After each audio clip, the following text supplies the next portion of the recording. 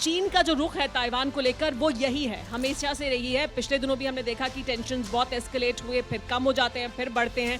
लेकिन तब जबकि अमेरिका इन्वॉल्व है एक तरफ यूरोप में यूक्रेन के उस युद्ध में, ऐसे में यहाँ टेंशन बढ़ना अमेरिका के लिए कितनी बड़ी सरदर्दी है। चीन अगर सीधे तौर पर नहीं युद्ध में उतर सकता रूस के साथ, तो क्या ये एक तरह की घेरेबंदी है?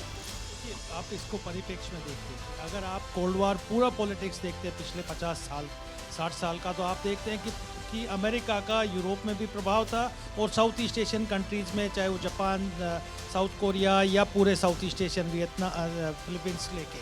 अब क्या हो गया कि ये जो हेजमोनी और अमेरिका का जो प्रभाव था, इसको चीन ने पिछले कुछ दशकों में चैलेंज किया, और वो चैलेंज किया तो उसको अमेरिका को एक अपॉर्चुनिटी मिला। अभी पहला अपॉर्चुनिटी मिला रशिया का जो इन्वेजन यूक्रेन में हुआ, तो एक फियर फैक्टर क्रिएट हुआ और यूरोप को कंसोलिडेट मोबिलाइज करने में अमेरिका सक्सेसफुल हो गया, एक फियर साइकोस। वही काम अब जो आक्रांता नीति है चीन की, वो चाहे साउथ चाइना सी हो, चाहे वो ताइवान के इशू पे हो, चाहे वो और बाकी क्षेत्रों में अपना जो क्लेम कर रहा है और रिविजनिस्ट बन रहा है, तो एक फियर साइकोसिस एक फियर फैक्टर क्रिएट हो रहा है इस क्षेत्र में भी। और आज आप देखिए कि जापान ने अपना डिफेंस बजट बढ़ा दिया। आप देखिए कि बाकी जो कंट्रीज हैं, साउथ ईस्ट एशियन कंट्रीज है या साउथ कोरिया है, आपका ये कहना है कि ये अमेरिका को मदद कर रहा है? नहीं, निश्चित रूप से एक अपॉर्चुनिटी मिल रही है अमेरिका को अपने आप को कंसोलिडेट करने में, और चाइना एक तरीके से जो अलाइन और जो एक काउंटर बैलेंस क्रिएट कर रहा है इस क्षेत्र में, उसको अमेरिका खत्म करना चाहता है, और वो इसके माध्यम से जो एक जो डिस्टर्बेंस इस क्षेत्र में। ठीक है सर, इस पर प्रतिक्रिया बाकी मेहमान भी देना चाहते हैं, वो लेंगे। उससे पहले एक बड़ी खबर आ रही है, पहले उसका रुख कर लेते हैं, फिर बाकी मेहमानों का हम रुख करेंगे। 24 घंटे के भीतर ताइवान बॉर्डर पर दिखे हैं चीन के 37 फाइटर जेट। ये इस वक्त की बहुत बड़ी खबर है।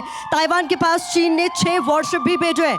ताइवान के एयर डिफेंस जोन में घुसे हैं चीनी जेट्स, जो कि चिंता बढ़ा देने वाली खबर है, और ये इस वक्त की बड़ी खबर है। 24 घंटे में ताइवान बॉर्डर पर दिखे हैं चीन के 37 फाइटर जेट। समय समय पर चाइना की ओर से ये मैसेज देने की कोशिश की जा रही है अमेरिका को भी, और ये तस्वीरें भी आपके सामने हैं जो हम आपको बार बार दिखा रहे हैं। जनरल चतुर्वेदी, जब तक हम ये पिक्चर्स दिखा रहे हैं, मैं ये पूछना चाहती हूँ, जितनी क्रिटिसिज्म चीन की विस्तारवादी नीति की होती है समय समय पर, उतनी चर्चा क्या अमेरिका को लेकर होनी नहीं चाहिए कि अमेरिका ने जहाँ जहाँ भी टांग अड़ाई, वहाँ वहाँ हमने सिर्फ बर्बादी देखी। जहाँ जहाँ आप इन्वॉल्व हुए, वहाँ वहाँ एक पूरा देश बर्बाद हो गया। आप अपना माइक सर, माइक यूज कीजिए। एक चीज़ मैं बताना चाहूँगा, ताइवान की इम्पोर्टेंस अमेरिका की सिक्योरिटी मैट्रिक्स में, अगर जो पहली उसकी आइलैंड चेन है उसमें ताइवान है, अगर ताइवान कल को गिर गया और चाइना के साथ चला गया, तो नेक्स्ट उसका जो टारगेट होगा वो होगा गुआम, जो कि अमेरिकन टेरिटरी है पैसिफिक में।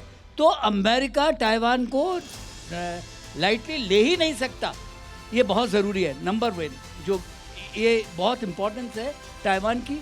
दूसरा, तो कंप्लीट जो उससे चाइना का के ऊपर आप प्रेशर डाल सकते हो, उनका 71% जो ट्रेड है वो साउथ चाइना सी से है।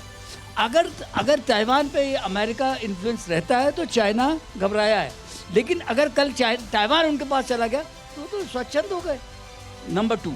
नंबर 3 जो आपने सवाल पूछा, अमेरिका विस्तारवादी है और दुनिया की पूरी प्रेस वो नैरेटिव वो क्रिएट करते हैं, चाहे वो वियतनाम था कल, उसके पहले कोरिया था, वो आज भी वही कर रहे हैं कि हम स्वतंत्रता के लिए, किसकी स्वतंत्रता के लिए, क्या उन्होंने क्या किया था साउथ अमेरिका में, क्या उन्होंने क्या किया ईरान के साथ। तो ये सब जो अमेरिका बोलते हैं, उनकी बातों पे बहुत ज़्यादा ध्यान नहीं देना चाहिए।